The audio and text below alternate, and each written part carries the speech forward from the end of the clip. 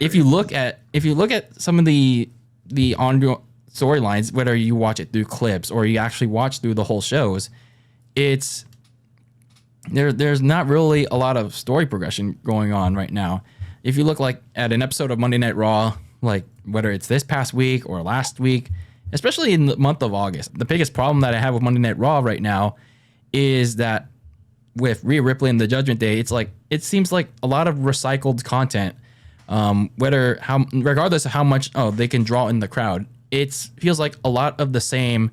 We're the Judgment Day and we run Monday nights, and then you see them in the same main event, just interchanging people. The problem is like, what are they exactly running? What is their purpose? I've had issues with the Judgment Day, since they've arrived with, heck, even Edge. Like when even Edge was on the scene, and again, this is not me hating on the actual people. It's just me hating their on-screen characters. I mean, like disliking them. But in the end, it's just like I have an issue with the booking, the writing of these storylines, because they're just like, they don't really mean anything in essence. But the caveat of this, though, the polar opposite of that, is the bloodline. Like, aside from the bloodline, which has been the only saving grace, the only actually well-written story in all of professional wrestling, it just feels like the lack of characters and the lack of stories, which the story part being my biggest pet peeve right now, is what's hurting pro wrestling right now. Yeah, like the bloodline storyline was literally the only storyline that people like literally got invested in, and literally what drew people to watch SmackDown. And I noticed that numbers were going up and up and up on SmackDown because of the bloodline and the whole storyline and everything. And then you look at Monday Night Raw. I know you had the Judgment Day on there, but exactly what are they there for? It's like, if they're just there, then I believe that they all should just split up and do their own thing. Like Rhea Ripley's got her own thing going on. I love Rhea, but I find the addition of Dom and Dom having that relationship is so goofy and corny. I think they should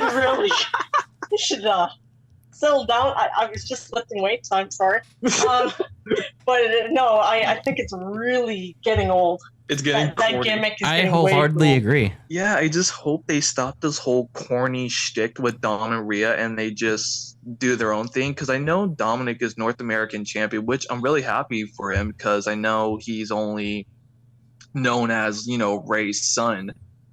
And now he's doing his own thing, and I'm actually really proud of him for doing his own thing. And he is a heat magnet, which I'll give him credit, but he needs to work better on the mic. He needs to have a little bit, machismo, a little bit more, a little salt and pepper on that potato. I agree. You know what I mean? Because he's kind of bland at the moment. I agree. Yeah. I think Vince Russo recommended this on one of his Raw reviews, that since people have been booing Dominic so much that he can't speak, why not give him earplugs so he can't hear all the massive boos? I mean, and I think that's not a bad idea. I think You're right. You're right. It is not a bad idea, because I know I could see on Dominic's face, and I could tell he is anxious, and he I'm talking about Dominic Mysterio, whenever the whole entire stadium boos him out of the building, he has to realize that's part of the gimmick.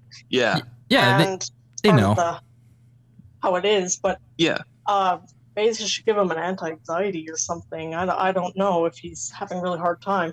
Yeah, because I know he freezes and he just stays still, and I do really feel bad for him, because I know he's a young talent, and they didn't put him through NXT like they should have, in my opinion, just so he could work with the crowd and know how it feels, and then work his way up to bigger and larger crowds. But since they just threw him into the main roster without, little to no preparation, he's like a deer in headlights when people boo the fuck out of him. And it's like, oh man, poor guy. He is like almost like an object of entertainment or a prop for Rhea, it feels like at this time. He's like a prop. Yeah, exactly.